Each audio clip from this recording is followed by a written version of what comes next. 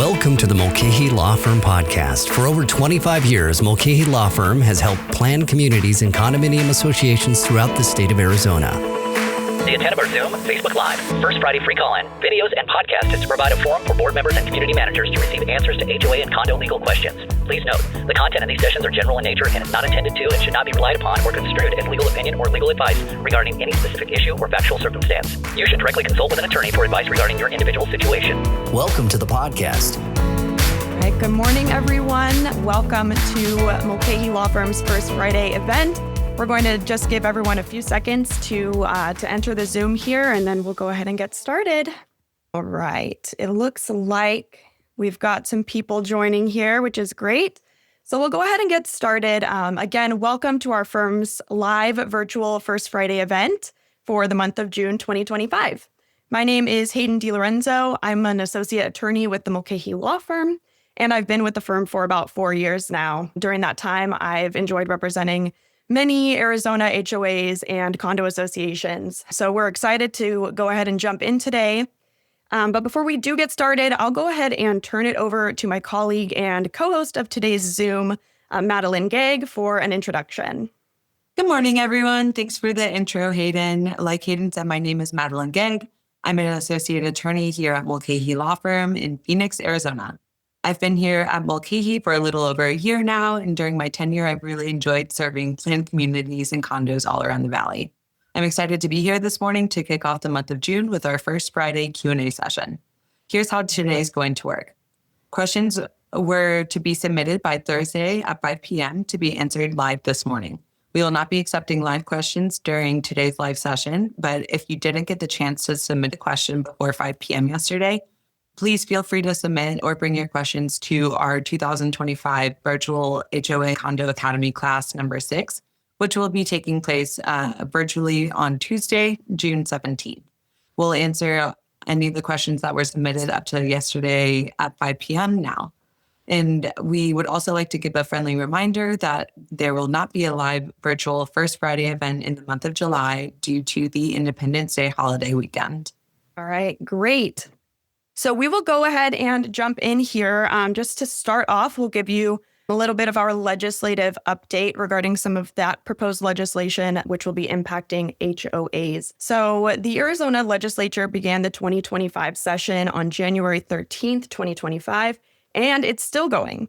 Thus far, 4 bills directly impacting HOAs have been signed into law by our governor. And the Arizona legislature did go on a long break during May as budget talks took place behind the scenes. Since May 7th, the Senate has met only once to consider bills, and this was on May 28th, and the House only twice, May 20th and on June 4th. As of right now, there are no further bills calendared for consideration in either chamber, and it appears that bill activity is winding down as the legislature shifts its focus towards getting a budget passed by its deadline. We don't anticipate any other bills impacting HOAs to be signed into law this year. However, we'll continue to monitor the legislative session through its adjournment. The deadline for the Arizona legislature to pass a budget is June 30th of this year. And last year, the legislature adjourned on June 15th. All new laws will become effective 90 days after the legislature adjourns, unless otherwise specified in the bill, or if the bill is an emergency or Prop 108. Which includes language that raises taxes or increases fees. In the case of an emergency or Prop 108 legislation, those laws would become effective immediately. So we'll go ahead and give you a quick recap of the 4 bills directly impacting associations that have been signed by our governor as of today's date. And to do that, I'll go ahead and turn this over to Madeline once again. Thanks, Haidyn. So the first bill that has been signed is SB 1039. This is regarding homeowners associations meeting recordings. So this bill will require that if a board records a meeting that is open to the members, then the board shall keep a copy of the recording for at least 6 months and make the unedited recording available to any member upon request. This was signed by Governor Hobbs in March. Next, we have SB 1378. This is regarding a definition of political signs. So this changes the definition of a political sign to include a flag. This is something that came up a lot during last election season, so we're glad to see some clarity there on the statute. that was signed by Governor Hobbs at the beginning of May. And we have SB 1494. This is the big one that's going to be impacting collections. So this amends ARS Section 33-1807, so that it only applies to planned communities. And for the purpose of allowing foreclosure of an assessment lien, it increases the minimum assessment delinquency time period from 1 year now to 18 months. And it increases the dollar amount from $1,200 to $10,000. So this also will change the definition of assessments to be any assessment or portion of assessment. There's a few other technical corrections, but that's the meat of that bill. And like I said, those are some pretty significant changes. So we'll be monitoring closely how the industry is going to adapt. Finally, we have HB 2322. This is regarding condominiums and commercial structures. This is condominiums that have both commercial and residential structures. And this bill addresses assessments on commercial versus residential structures within a condominium. This bill also includes some definitions of a commercial structure, common expenses, and residential structures. And this will apply only to condominiums. Our office will share with you now in the chat on Zoom and in the comment section on Facebook Live the firm's full summary of the pending bills in the Arizona legislature that have been monitored to date. This updated summary is also on the homepage of our firm's website at www.mulcahylawfirm.com. Our office will be posting a final summary of the bills signed by Governor Hobbs as soon as the Arizona legislative session ends. I'll turn things over to Haidyn now for our first question, and then this will just work where we'll kind of be bouncing back and forth to answer questions today. Perfect. Thanks, Madeline. All right. So we've got a lot of good questions today. Thank you so much to everyone who submitted a question for today's First Friday. I'll go ahead and jump in with the first question we've got here. So this question reads, our bylaws state regular meetings of the board shall be held monthly without notice. It seems that per Arizona law, these meetings would need to be held in open session with proper 48 hours notice and agenda. Would that be correct? If we didn't want to have monthly meetings, would we need to change the bylaws? I will say that Arizona law will trump this provision in your bylaws. Under Arizona law, all regular meetings of the board and executive sessions where a quorum of directors meet and who are present discussing association business must be noticed with an agenda 48 hours in advance of the board meeting. So this will be the case regardless of what your bylaws state. And then our team will also, for a little bit more information on this, we will share our cheat sheet on Arizona's open meeting law. So feel free to use that as a resource. Thanks, Haidyn. Our next question is from a community manager and is asking, can you give your thoughts on condos answering questionnaires for resales? This manager has noticed lenders becoming more and more aggressive on the request they are asking for HOAs, specifically for condos. This is a really good question, and I'm glad that we've got it here today. It's been something we've been answering quite frequently. So as some of you may know, questionnaires are sent to condominium associations to obtain information about the association so that the lender can determine eligibility of the project for mortgage and financing purposes. The newish condominium project questionnaire addendum, which many condominium associations in Arizona are being asked to execute, in our opinion, is a direct result of the Champlain Towers in Surfside, Florida, those condominium towers that collapsed a few years ago. In our opinion, the media attention and liability concerns that this condo tower collapse caused Freddie Mac and Fannie Mae to update their lending policies effective as of January 1st, 2022, and protect them from buying or giving loans when either there is a significant deferred maintenance or material deficiencies in condominiums, or when there is a directive from a regulatory agency to make repairs to a condo due to unsafe conditions and when there are material deficiencies in that condominium. If an association is an Arizona condominium, the analysis on whether or not to fill out this condominium project questionnaire addendum is a little bit complicated. In our opinion, condominium associations are under no legal obligation to complete this condominium project questionnaire addendum. Under Arizona law, condo and planned community associations with over 50 or more units or lots are only required to provide the disclosure of information that is listed in Section 33-1260 for condos 33-1806 for planned communities. We'll go ahead and share the link to these statutes in the chat now. So at azledge.gov, you can find ARS 33-1260. And also at azledge.gov, you can find ARS section 33-1806. So you'll see at those statutes that there's pretty limited disclosures that are a lot more limited than what these addendums are requesting. However, if an Arizona condominium association does not provide the information requested in the addendum, property sales could be affected and loans might not be given to buyers, escrows may fall through, and owners may be negatively impacted if they are unable to refinance their properties or have to refinance at a higher interest rate because they cannot get a conventional loan. This creates a tricky dilemma for associations. If they don't respond to this condominium project questionnaire addendum, they will likely get pushback from their owners that are negatively affected by this decision.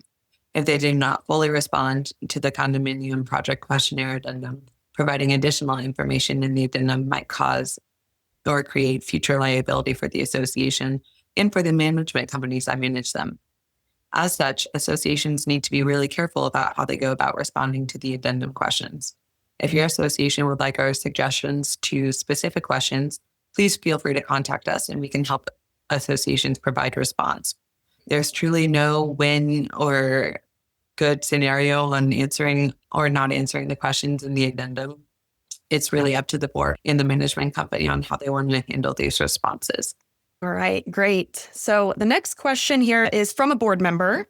The question reads, one of our members passed away in March and his assessment is now 3 months overdue. I tried to contact his out-of-town children, but couldn't reach them. And the realtor assisting with the sale of the home wouldn't provide their contact information. My questions are, under ARS 33-1256, do we need to send a specific notice before filing a lien? Or is that only required before sending the account to collections? If we don't have contact information for the heirs and no one is living at the property, how should we send the required notice? Also, should any part of this process be discussed or entered into the minutes of an open board meeting? We are a new board and want to make sure we are following the correct process. Okay, so good question, and thank you for that. In response, we do suggest reviewing our firm's blog on ARS 1807L and ARS 33-1256L, which provides details regarding the statutory notice that associations must send to homeowners prior to turning over the file to an attorney's office for collection. So we'll go ahead and share the link to that blog in the chat. But to respond to that question, the association only needs to provide statutory notice if they intend to turn over the account to an attorney or collection agency to begin collection on behalf of the association. So if the association intends to prepare and record the lien themselves, the statutory notice is not required. The statute does require that the association send the notice to the member at the member's address as provided to the association. So in this circumstance, we'd probably recommend likening the property and making every effort to locate next of kin. We recommend liening the property and making every effort to locate next of kin or family to find out what their intentions are on the property. So if intend to record that lien yourself, that would not be subject to that statute. But if you do contact our office, we can assist you in preparing that lien and also helping out your board with the process for what that would look like. We would also help to determine if there is equity in the property or a reverse mortgage on the property, which may affect the associate's ability to collect the debt. So this matter, in our opinion, should only be discussed during a closed meeting. Thanks, Haidyn. Our next question is from an owner, and they are asking, is there any legal requirement to track the number of rentals versus owner residents in our community? What is the statute or reference? Who would need to have this information when applying for a loan or a mortgage? Would this go to a lender or a title company or somebody else? Thanks for this question. To the best of my knowledge, there is no state or federal law that mandates associations keep a tally of how many homes are rentals versus owner-occupied, nor is there a requirement to make this information available to either title companies or lenders during the sale of a property.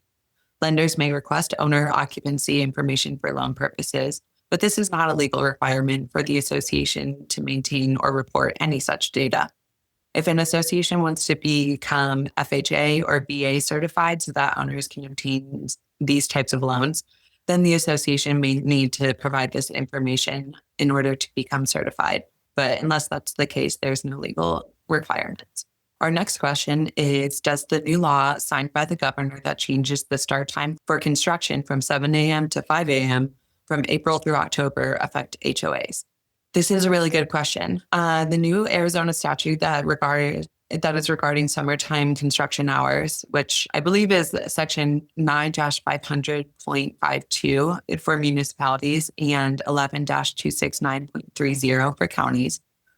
This new law will prohibit municipalities and counties from restricting properly permitted construction activities during these specified hours. Like the question said, it'll be 5 a.m. to 7 p.m. on business days and 7 a.m. to 7 p.m. on Saturday, and even 1 hour earlier for concrete pouring. And also, like the question said, this is only during specific months. So it's May 1st through October 15th, according to the statute. So obviously really targeting those summer months. HOAs can be more restrictive with their hour limitations on construction activities because these statutes only apply to municipalities and counties. What this could change for associations is that they may have to utilize enforcement mechanisms provided only in their governing documents, rather than relying on municipalities and counties for code enforcement against construction activities that fall outside of the association's permitted hours. The HOA governing documents are contracts, we always like to remind people, between the property owners and the association, by which property owners are agreeing to be bound upon when they purchase a property under the governance of an association. So absent any state or local laws that specifically prohibit an HOA from restricting construction activity, HOAs are permitted in compliance with the provisions of their governing documents to pass any rules, restrictions on hours of construction that are more restricted than existing state or local laws. As a reminder, this new law will go into effect 90 days after the legislature adjourns. So at least for this summer, it will really only be in effect for maybe some of September and those 15 days in October. Right. Awesome. So our next question is from a board member. And this question reads, when a vendor or contractor is performing work on or in a home in an HOA, how long does the contractor or vendor sign need to be displayed? So I'm not aware of anything under Arizona law that would mandate this. The association's documents will likely address this situation, and the board can enforce removal of a sign pursuant to its documents. So again, we would probably need to do a little bit of a closer review of your association's documents to be able to figure out the answer to this one. Okay, so the next question is from a community manager, and the question reads, there is a couple in our HOA who constantly contacts board members to complain about nearly every decision the board makes. They attend all meetings, but continue to reach out with negative comments about how the board is operating. Is there anything the board can do to address this ongoing behavior? That's a great question. And as a first step here, our team will be sharing our cheat sheet on dealing with difficult people and harassment, which is going to be a great resource for you on this question. Now, with that being said, difficult owners can be very outspoken regarding their views of how the association is being run. We call this the gadfly, this expert at criticizing, pinpointing the errors of others, etc. These kinds of people often will demand changes, constantly interrupt, attack board members' personal integrity, and allege conflicts of interest. So we hear about gadflies like this every day at our firm. And so we've got a few tips and tricks on how to deal with these kinds of people in your communities. So number one, we would recommend establishing and announcing meeting procedures at the beginning of any board meeting. This could be maybe in the newsletter or in the meeting notice as well. We also recommend that these procedures be enforced uniformly. So just making sure that they're being applied in the same way to one owner as to another. We also recommend hosting a homeowner forum at the beginning of the board meetings with a strict time limit. This will allow owners to get up and speak for a limited amount of time just to get their thoughts heard on certain matters without the need for interrupting later on in the meeting. The next tip that we have is to establish control. So no one should be allowed to interrupt board meetings, by speaking out of turn and raising irrelevant issues. If there is an interruption of this sort, we recommend responding in a modulated, non-argumentative voice. Don't respond with anger. Don't argue or trade insults with this person. The board also does not have to rebut the comments of any member. So that's important to keep in mind. Sometimes it's enough just to let these members be heard. We also recommend using parliamentary control. So this is knowing when and how to table a motion, to postpone a motion, to refer a matter to a committee, or adopt a special rule, to go ahead and proceed with the meeting. And then finally, board members can also tell owners not to contact them outside of a board meeting. So it's important to establish those boundaries if an owner is becoming difficult or harassing board members or community managers. So those would be our tips on how to deal with the gadflies in your community, and I hope that helps. Thanks, Haidyn. Our next question is from a community manager. This question asks, our association calculates the dues increase every year on the Consumer Price Index. Can you explain how one determines the amount or the percent of the increase based on the current Consumer Price Index? And our question is, our answer is that we really need to review the association's documents to interpret how they're spelling out these Consumer Price Index sections. Then after reviewing those sections, we'd be able to give advice on how to increase the assessment rate pursuant to that CPI number for your association.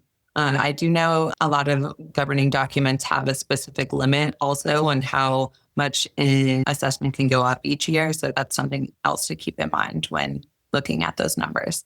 Our next question is from an owner. So they asked, our ACC or our ARC committee is collecting a $15 fee for a submittal.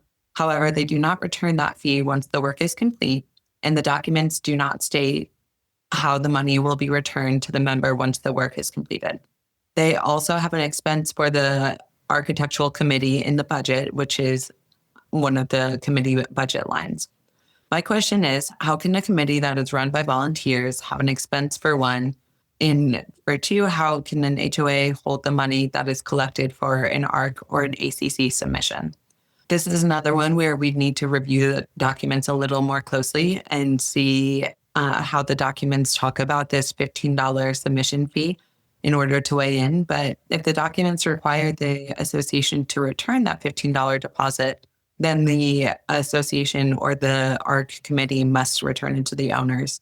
And if that's not the process that they've been following, then maybe it's time to consider an amendment to your CC&Rs. Our firm does not think that it's unusual for an association to budget money for the ACC's responsibilities as long as the funds are necessary to run the affairs of that committee and the affairs of the association. All right, great. So the next question is from a board member. So this question reads, AZSB 1039, Recorded Board Meetings, New Law 2025 question. As board secretary, I have been recording meetings on my phone to facilitate minute taking. Do my rudimentary personal recordings fall under the new law, or would the association need to be making its own recording of the meeting for the official record?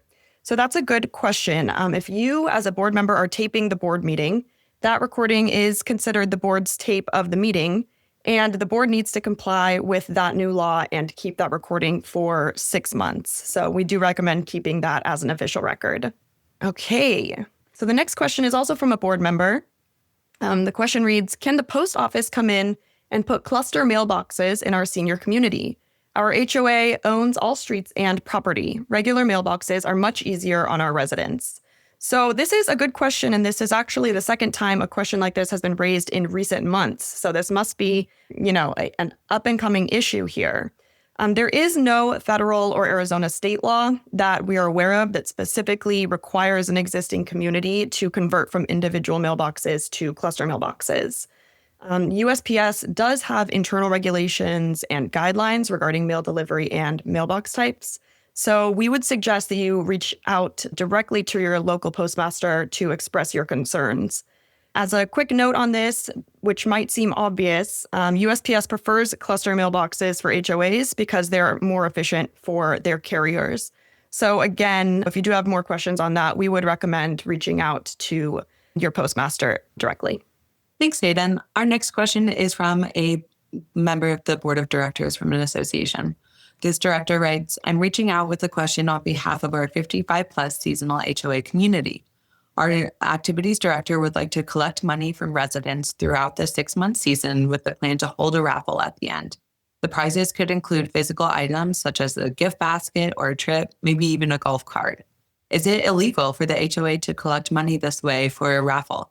Are there any specific rules or permits we need to be aware of in order to stay compliant with Arizona law?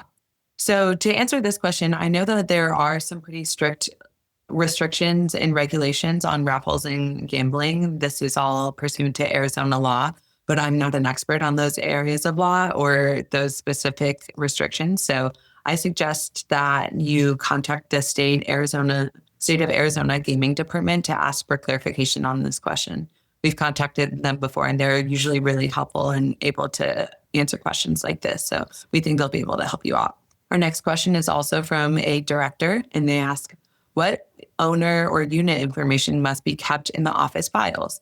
The warranty deed, verification of age for a 55 plus association, information sheet including who the caretaker is when the owner is gone, if there is snowbird, verification for any animal. At a minimum, in a 55 plus community, age verification should absolutely be kept in the owner's file. I think according to the regulations for 55 plus communities, you should confirm the age verification documents for your owners at least every 2 years. So that's a big one, and those should absolutely be kept on file. Typically, an owner's file will also contain just any other relevant information regarding the property. Sometimes that's the warranty deed, but definitely any previous architectural requests, any FHA accommodation requests, the contact information of the owner, any alternative mailing address if they have one. I know you mentioned you have some snowbirds, so definitely the alternative mailing address. And then owner correspondence between the association and the owner, and also any information on rental of the property if the property is used in that way. All right, awesome. So our next question is from a community manager. The question reads, SB 1182 reads that municipalities cannot prohibit construction work after 5 a.m. in the summer months. Does this apply to HOAs so that an HOA can no longer prohibit construction work after 5 a.m., either that own their own private streets, have a closed gated entry, and rules already established in architectural guidelines and rules that construction cannot begin until 6 a.m. Monday through Saturday? I'm confused if this law only applies to HOAs with private streets or not. Okay, so that's a great question. I do think we touched on this question from a different person earlier, but I'll go ahead and recap some of that info. So the new Arizona statutes regarding summertime construction hours, in other words, ARS sections 9-500.52 municipalities and ARS 11-counties, prohibit municipalities and counties from restricting properly permitted construction activities during the specified hours. So this is 5 a.m. to 7 p.m. on business days, 7 a.m. to 7 p.m. on Saturdays, 1 hour earlier for concrete pouring, and also for specified months, May 1st through October 15th. Therefore, HOAs can be more restrictive with hour limitations on construction activities because these statutes apply only to municipalities and counties. So what this could change for associations is they may have to utilize enforcement mechanisms provided in their governing documents rather than relying on the municipality or the county for code enforcement against construction activities falling outside of the association's permitted hours. So HOA governing documents are, again, contracts between property owners and associations by which the owners agree to be bound, by the governance of an association when they purchase their property in the association. So absent any state or local law that specifically prohibits HOAs from restricting construction activity hours, HOAs remain permitted to pass rules or restrictions on hours of construction that are more restrictive than existing local or state laws, provided that those rules are in compliance with the provisions of their governing documents.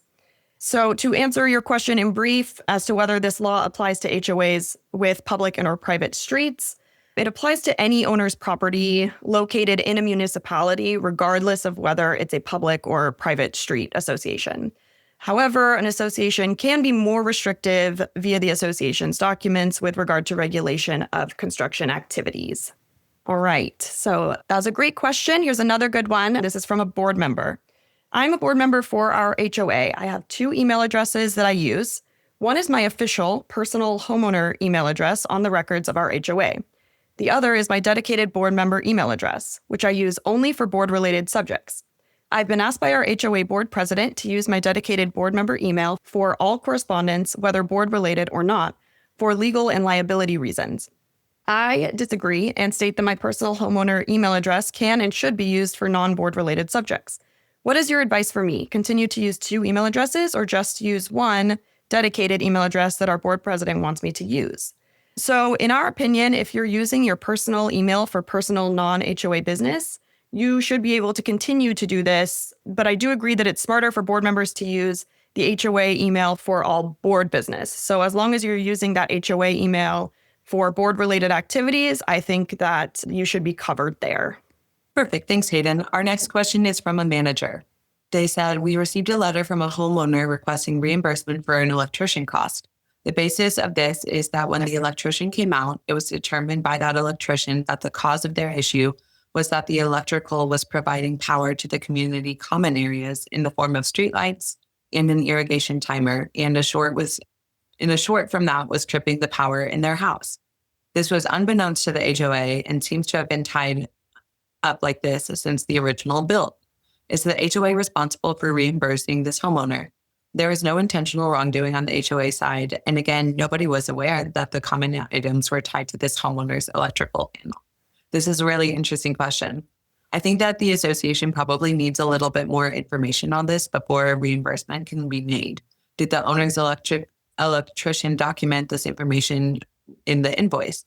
Depending on the amount requested, the board may want to have an independent contractor and their own electrician or the association's attorney look at this to see if it agrees with the conclusion and that the work should be paid for by the association before paying out the reimbursement request. Our next question is from a shareholder of a co-op. They said, we are a cooperative. The current board may be doing things that are out of the direction of the CC&Rs. Is there a governing body for cooperatives like the ADRE for HOAs, or what do we do? Our answer is, of course, without specifically seeing your co-op documents and knowing the facts of what they may be doing without direction from the CC&Rs. I believe that the only recourse you have is to hire an attorney to either send the co-op a letter or to sue the co-op. There isn't a specific venue established by the state, such as the ADRE, that applies specifically to conflicts with co-ops. All right. Thanks, Madeline. All right. Our next question is from a board member. So pursuant to ARS 33-1260.01H, 33H, 33-1802, 13-3821, and the Fair Housing Act, can planned community HOAs restrict home ownership and or occupancy by registered sex offenders level 2 or 3? Okay, so to answer your question, on June 1st, 1996, the Arizona legislature adopted the Arizona Sex Offenders Community Notification Statutes, which are the statutes you mentioned in your question.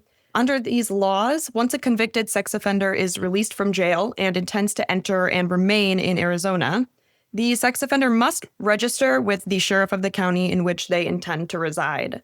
So prior to release, the agency that had custody of the individual completes a risk assessment, which determines the offender's risk level. And the level of risk is used to predict whether an offender will commit another similar offense. Associations typically receive written notice when a registered sex offender moves into the community. So community notification is carried out by law enforcement, which has discretion regarding the type of notification. Community notification is discretionary for level 1 or low-risk offenders. Now, state law does require mandatory community notification on all sex offenders assessed as a level 2, which is intermediate risk, and level 3, high risk of those sex offenders. So according to the Arizona Department of Public Safety website, notification of the registered sex offender's presence is sent to surrounding neighborhood, area schools, appropriate community groups, and prospective employers. The notification includes a flyer with a photograph and exact address of the offender, as well as a summary of the offender's status and criminal background. A press release and a level 2 or 3 flyer shall be given to the local electronic and print media to enable information to be placed in a local publication. So what action can an association take in these circumstances? Associations and residents can't harass or otherwise intrude upon the offender's privacy. So such acts would risk creating criminal liability for that resident. As such, community associations can't discriminate or otherwise harass a known sex offender in an effort to prevent the offender from residing within the community association or neighboring areas. However, a community association does have the right to notify its residents of any registered sex offenders residing within the association or in the neighboring areas.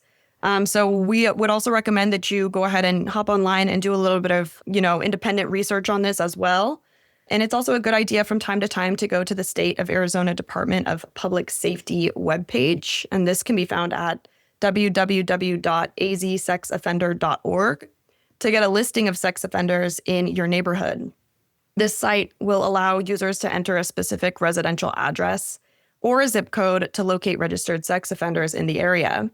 And some associations will print this information obtained from the website and post it in common areas or distribute it to the residents of the association.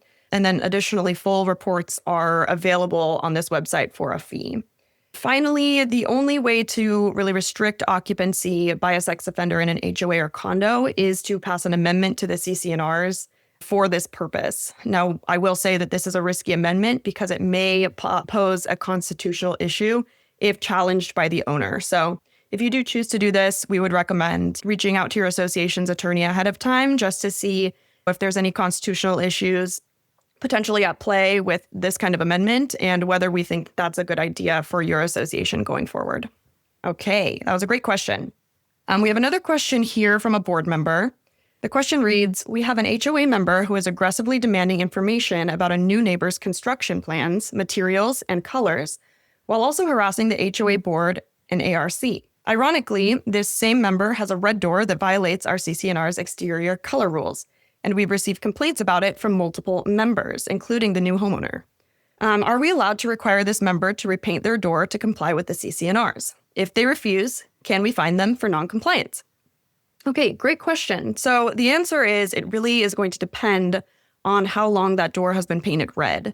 If it's been more than 3 years, the association probably won't be able to require the owner to repaint the door to an approved color due to the statute of limitations. Essentially, since the association didn't act in a timely manner, it is now barred from enforcing this violation. So if the red door violation has existed for less than 3 years, the board can probably enforce the violation. And we would recommend sending a violation or demand letter, imposing fines, and things of that nature. So if you're having a little trouble with this, we recommend reaching out to your association's attorney. Our firm is also happy to help on this as well. Thanks, Haidyn. Our next question is from a member of the board of directors. Can the HOA challenge a claim if a homeowner goes directly to the insurance company before seeking a remedy from the HOA? Is the insurance company obligated to advise the HOA of a direct initial filing of a claim before any applicable payment? So I am a little bit assuming here that this is a condominium. So I'm going to answer with a little bit of language from the Condominium Act. So in a condo, according to Arizona law, ARS 33-1253, insurance claims are to be made a certain way.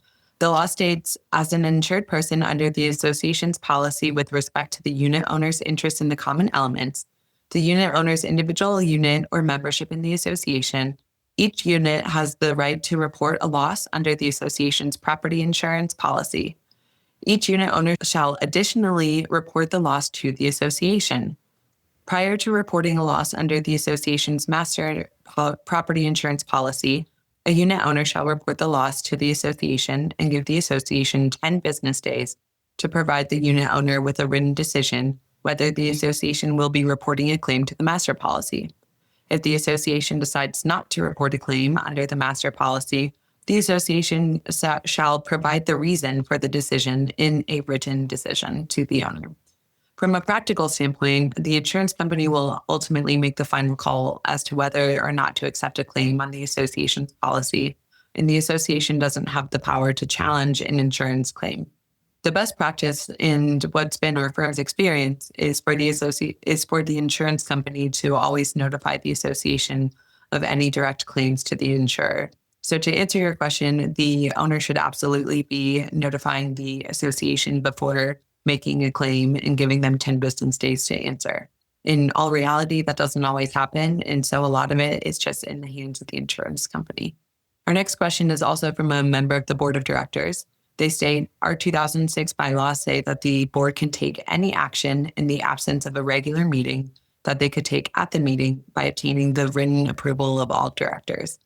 Emergency or extremely urgent situations may be acted upon using phone polling or email. The vote must be maintained via a tally sheet identifying each director polled. It must also be recorded in the minutes at the next regular meeting. Can this still be done in light of any current open meeting laws? This is a good question and something we get a lot of questions on here at the firm. But the answer is yes, only in emergency circumstances. It sounds like your procedure is pretty compliant with Arizona law. We always remind our clients to just remember that the emergency meeting minutes should be taken at the emergency meeting and then read into the record of the next regular board meeting. We always advise our clients to be really careful on this. Any action taken outside of a board meeting should be done only in emergency circumstances. Great. So this question is from a resident in a community bound by CC&Rs, but without an HOA. So the question states, in regard to ARS 31-1818, in the absence of an HOA, but in a community with CC&Rs, is the statute applicable, or is the applicable statute preventing the CC&Rs from governing public roadway use? So this is a good question. Unfortunately, this sounds like kind of a unique situation. So our firm would really need to review your association's documents to determine whether or not your association is going to be subject to ARS 33-1818. There are some pretty specific circumstances that will subject your association to 33-1818. So we would just need to look at that a little bit closer, unfortunately. Okay, so our next question is from a board member.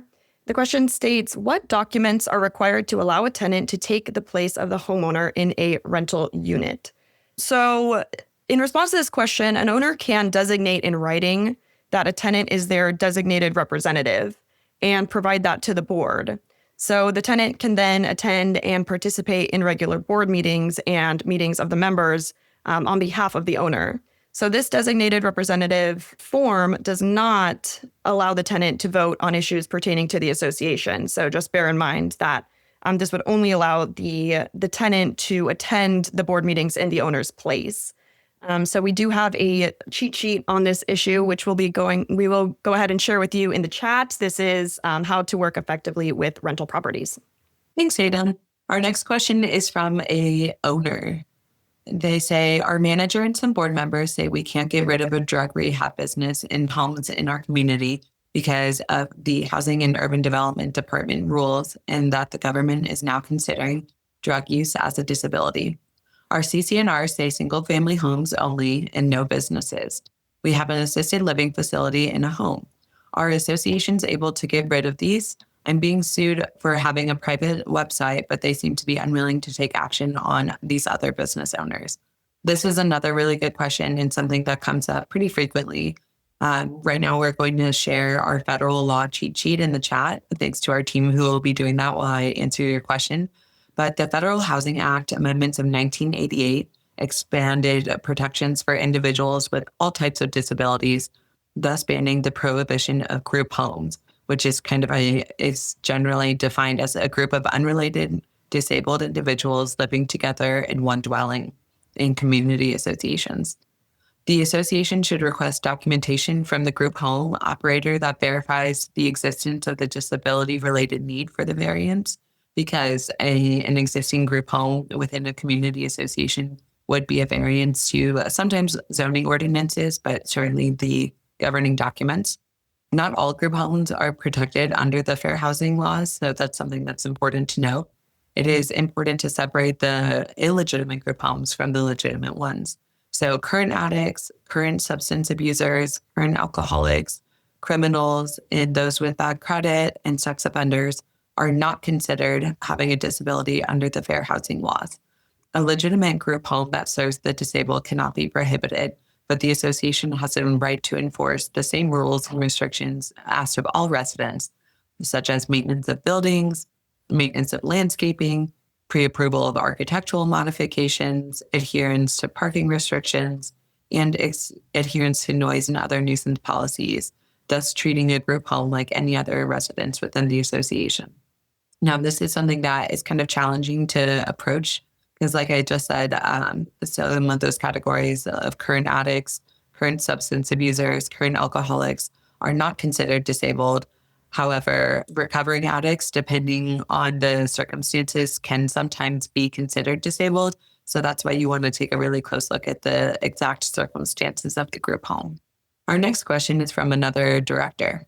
If 2 members of the architectural committee approve a request and a 3rd member dissents, when the CC&Rs do not explicitly require a majority vote, but the approval appears to conflict with specific provisions in the CC&Rs, what is the appropriate course of action for the dissenting member? Specifically, should the dissenting member formally notify the board of the potential conflict? And is the board then obligated to review and address the matter? So the dissenting member should document in writing all of their concerns, preferably in either meeting minutes or via a letter or email after the vote takes place, regarding the approval or disapproval of the architectural committee request that, in their opinion, conflicts with the association's documents. This dissenting member can also notify the board of this if they feel that it's something that needs to be escalated to the board of directors. We would need to see specifically what your association documents state regarding the board's authority to override the architectural committee in order to comment on that. But I will say it is required by Arizona law for the chairperson of the architectural committee to be a board member.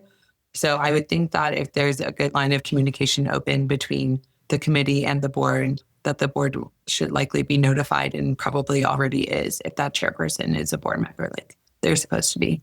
Great point. Thanks, Madeline. Okay, so the next question is from a board member. The question reads, how do we determine if there is any intervening structure between our unit water and sewer pipes, insured through American Water Resources, and the main city lines? If those structures are present, who is responsible for them? Individual homeowners, the HOA, the city? Thank you so much for your help. Well, thank you for your question. In this circumstance, the association may want to hire a plumber to look at the infrastructure and to go in and take photos of this. Once they have that information, it might be helpful to send that info over to the association so the attorney can review the association's documents and the information from the plumber and kind of analyze that issue a little further and hopefully determine the answer to this question. So unfortunately, without looking at those two things side by side, it's a little difficult to say at this moment, but we would just recommend, reaching out to a plumber and the association's attorney. Okay. The next question here is from a board member. The question reads, please explain the requirements according to Arizona law for sending homeowners violation notices and fine assessments. Do they have to be sent by mail, include photos of the violation and who observed the violation, and the amount of the fine being assessed? All right, thanks for the great question. Our firm does have a couple of cheat sheets on this matter, as we do get questions on this pretty frequently. So we will go ahead and share those with you in the chat.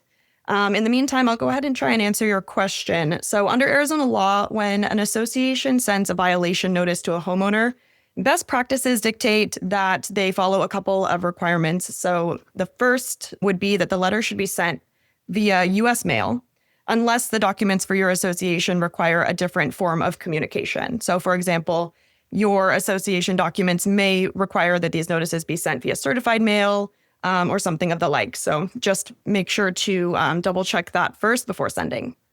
Okay, second, the actual notice itself should include a few things. So number one, it's going to want to include the specific rule or provision of the association's documents that have been violated or have been allegedly violated. Second, you want to include the date and the date that the violation occurred or was observed.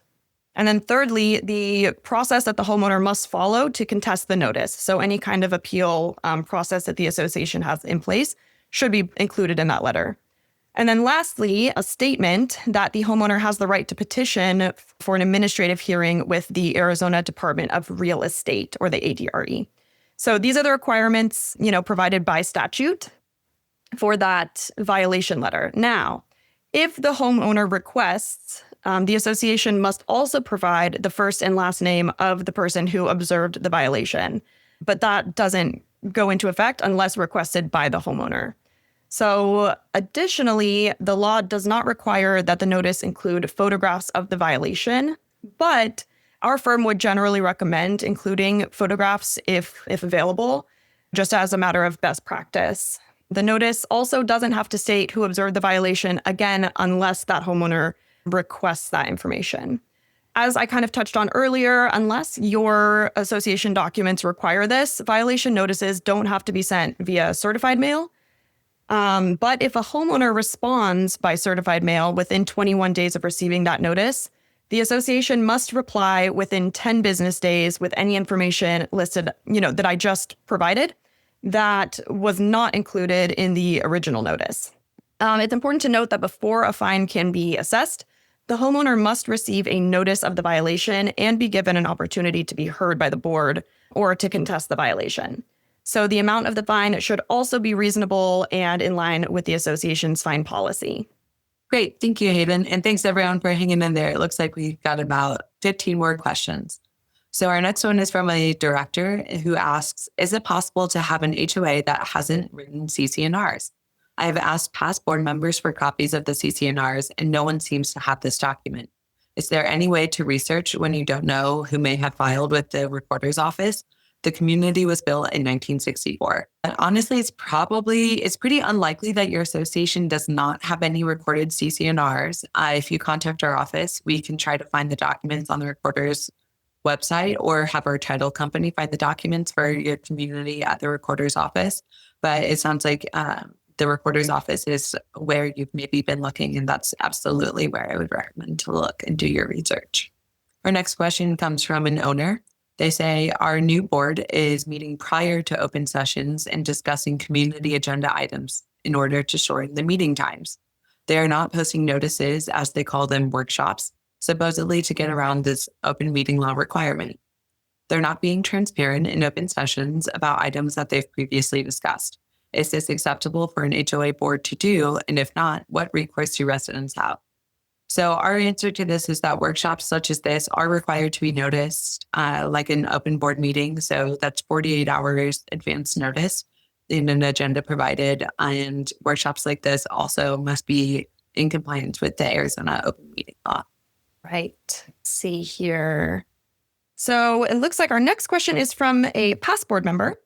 So a records request was made in mid-May. Half of the documents were provided in paper form. The rest were delayed till now. The property manager now states I must view in office and take with me versus her stated option to PDF documents to me. Either way, cost is 15 cents per page. Arizona statute 33-1258A states that the board must provide copies of the requested records. Is there a legal reason why the manager can't either create a PDF or mail the requested records at my expense? Thank you. Thank you for your question.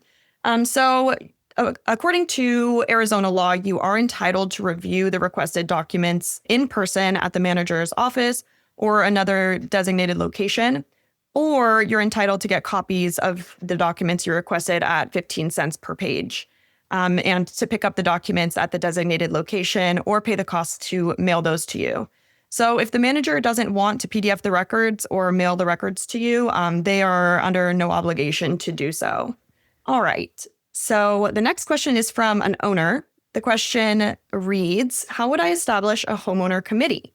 Should I petition the board to start a committee and contact owners via email?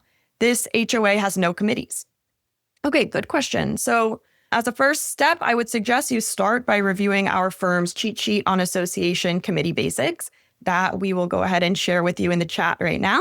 In the meantime, I will say that usually an association's documents will indicate what committee can be formed and who can form those committees. So I would suggest you start by going to your board to talk to them about your idea to establish a committee and the needs that you're seeing in your community for this kind of committee to get some feedback from the board. But ultimately, whether or not the committee will be formed is going to be up to the board. So I just recommend talking to them as an initial step. Thanks, Haidyn. Our next question is from a board member. If a condo or HOA's CC&Rs stipulate that all units are exclusively for single-family use, does this prohibit an owner from using a unit as an Airbnb? This is a good question, but the answer is no, it does not. There's case law from around the country that states that the use of a property as a rental does not violate the single-family use provisions in governing documents, as long as there are no more than 3 or 4 unrelated persons living in that rental. Our next question is from another member of the board of directors. They asked, what should we do when the property manager, who is silently supported by the board president, refuses to share digital envelopes and original PDFs from a recent membership vote when it was allowed to be voted on via email? Our answer is that the information, if the association still has the information in its possession, should be provided to any owner upon a written records request. This includes members of the board of directors. If the association fails to provide this information after you make the written records request, you can hire an attorney to send a demand letter to the association for violating the records law. Or you can file a complaint with the ADRE to have an administrative law judge have a hearing on this matter. You can also file a lawsuit in Superior Court to request an injunction that forces the association's board to give you this information. Perfect. All right, our next question is from a board member. If your documents lay out the procedure for responding to a violation that is by mail or digital means, does that supersede the requirement, I think is spelled out in the Planned Communities Act, of the right to personal appearance? Okay, so this is going to depend. The association may need to comply with both or the more restrictive requirement, but we would probably need to see your documents to provide a formal opinion on this. I will say that typically if an association has more restrictive requirements than those that are required by Arizona law, the association will probably need to comply with both. If the Arizona law is more restrictive, then the association can usually defer to complying with Arizona law. Okay, so our next question here is from a board member. The question reads, our board has proffered an amendment to change our CC&R's quorum from 75% to 67%. This is a good idea. However, previously, our board voted to add to the ballot a failure to vote is an affirmative vote. This allows counting non-existent votes both for the tally and the quorum. With low voter turnout, this invalidates any quorum requirement and skews the results to a yes. With such a statement on ballots, the rules have been changed by the board, not by the HOA members, in a quorum-required vote. Please explain. Thank you. Okay, so this is a good question. So it's our firm's opinion that a failure to vote is an affirmative vote. Provision in your CC&Rs or rules would not withstand a legal challenge. So this would not be in compliance with Arizona law. And as such, we think that your association's legal counsel really needs to weigh in on this matter. Because relying on this provision could result in litigation that the association would probably not prevail in. So this is a good question. Thanks, Haidyn. Yeah, I've seen a lot of associations that want to rely on provisions like that, but unfortunately, probably not of the standing up to legal muster. Our next question is from a committee member. Does ARS 33-1804 open meeting law violation apply here? When the president of the association disclosed homeowner hardships at an open meeting and continues to disclose community active litigation, conflict between homeowners, etc., at a committee meeting? This is sort of a tough question to answer. While it is suggested that the executive session topics be discussed during executive session and not during an open board meeting or an open committee meeting, it is not a requirement to do so under the law if a majority of the board agrees to do so. A director has a duty of confidentiality, so anything that the director hears during closed session should be kept confidential. And as such, any director who's disclosing confidential information about active litigation or confidential topics that are concerning an individual owner's hardships or conflicts between owners during confidential information, if they're disclosing this at a committee meeting without board approval or the association attorney's approval, that's likely a violation of their fiduciary duties to the association, but not necessarily a violation of the open meeting law. Our next question is coming from an owner.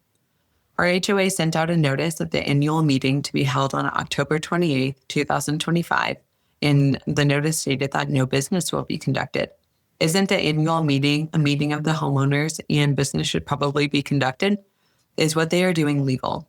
So it's very unusual for an annual meeting notice to be sent out this early. Under Arizona law, an annual meeting must be noticed not less than 10 days and not more than 50 days in advance of the meeting.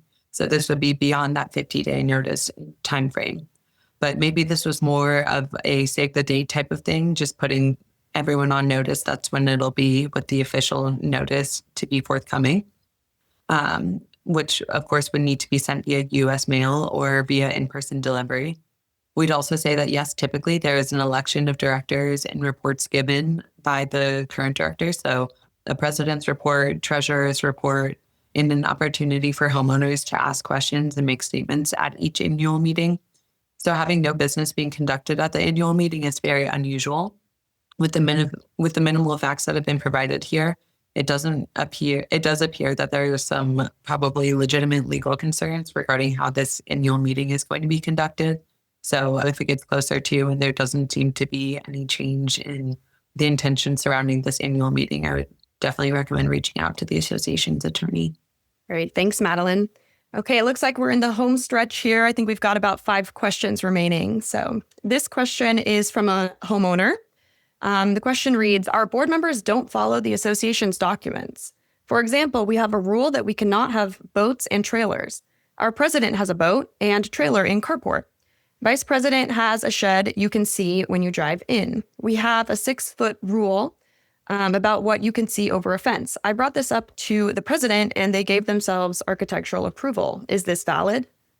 All right. Well, thank you for your question. These, based on the facts that you provided to us, these do sound like violations of your association's documents, and it's not a good situation that your board isn't following the documents. So our firm would suggest that you document your concerns in writing to the board and just ask them to bring those lots into compliance. Okay, so our next question is from a board member. Our HOA became subject to Scottsdale's TPT tax on January 1st, 2025. Wells Fargo handles the land lease payments for our 49-unit association and says we're to be treated as a commercial property because we're on a land lease. We also have 3 Airbnbs, so perhaps that's part of their reasoning. Should I be paying this extra tax? So I'm not personally familiar with the tax you're referring to, but our firm did do some quick research and found both of these taxes in Scottsdale. So in addition to the 1.75% privilege tax on rental of real property, there's a 5% transient lodging tax on any hotel, motel, apartment, or individual charging for lodging space to any person for 29 days or less. So in this situation, I would probably recommend reaching out to the city of Scottsdale to discuss your questions and concerns to see if you're going to be required to pay this tax. Thanks, Haidyn. Our next question is from a member of the board of directors. This asked, our CC&Rs contain the following language. This declaration may be amended only by an affirmative vote of a two-thirds majority of the lot owners and the declarant. Since the last lot of our subdivision was sold some time ago, the declarant is no longer in control. We can get the 2/3 majority vote, but do we still need approval from the declarant? Our answer is we need to review the documents to be sure, but normally once the declarant is no longer in control, you don't have to get approval from the declarant to amend the documents. But in some rare cases, even when declarant control has ended, the association still needs to get declarant approval. So we really need to take a look at the documents and see the specificity without amending them. Our next question is from a director, and they asked, when changing the CC&Rs, does each item being changed need a separate member vote, or do all potential changes go into one document to be voted on by the membership? And this is a really good question. It really kind of depends on how you're going about the amendment process and how the board wants to structure the amendment vote. It could be one vote per change for a small number of changes, or one vote for many changes. Our firm's cheat sheet on amending association documents provides a 5-step process for associations that maybe will be helpful. My team is sharing the link now. Thank you for that. And I will just say, I've been working on a lot of CC&R amendments lately. And one way we do it, if you have a lot of changes to make, is just to do an entire rewrite. And then what people will be voting on is that entire rewritten document. So if you're doing just one change, it'll be a vote on amending, say, section 6.1. But if you're doing several different changes, especially if you're just updating your documents as a whole, it would be vote yes or no on this rewrite and restated amended document. So it's really depending on the size of the changes you want to make. All right, thanks, Madeline. And I will go ahead and finish us off here with the last couple of questions. So this question is from a board member. It states, the agenda for our monthly meeting needs to be posted 72 hours before meetings. If we post this on our Clubhouse door, front and back, will this be sufficient? We have been posting them on our mailboxes, which is illegal, I think. Okay, good question. So if your documents require posting of the agenda in a certain fashion or time frame, you should be following those requirements to the extent that they are not more lenient than the state's requirements under state law. So the state law requires notice of and posting of the agenda 48 hours in advance of a meeting. So Arizona law doesn't give a lot of guidance on posting the agendas or the notices, but usually associations will have this on a sandwich board or a bulletin board if the posting is going to be on the property. I think posting on the Clubhouse door would probably also work in this situation. The U.S. Post Office doesn't usually like it when anything's posted on mailboxes, and this may be illegal under the postal code, so you would probably have to call your post office to confirm that. But as a general matter, I think that's probably the issue you might be running into here. Okay, so this is our last question of the day. So this is from a board member, and the question asks, is it a good practice to bring before the board a board member who is a gadfly and tells elected officers how to do their job daily? So from this information, it sounds a little bit like there might be some infighting with your board and board members, or you might have a bit of a dysfunctional board. So when board members are constantly fighting between each other, it can make it extremely difficult for the board to get anything accomplished. So we understand the struggle here. Each volunteer board of director does have a fiduciary duty and must act with the association's best interest in mind. So when board infighting gets to the point of being a distraction during these board meetings, that fiduciary duty has probably been breached. So if it gets to that point where, the board members can't be productive and can't get anything done at their meetings, then your board needs to take action to resolve the differences between these board members. If this does sound like your association's board, then I would suggest starting by bringing in an expert to attempt to work through those problems as soon as possible.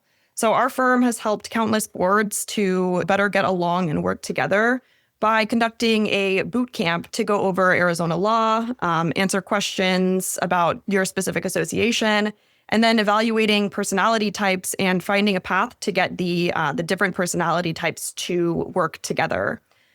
So there is, our firm does firmly believe that there is a way out of this infighting, and we just recommend contacting our firm about conducting a boot camp so we can assist your board in settling some of that unrest within the board and getting the board on the right track. And then one other option to consider is reaching out to your respective city and inquiring about a mediator that they may have available to assist your board in resolving these conflicts.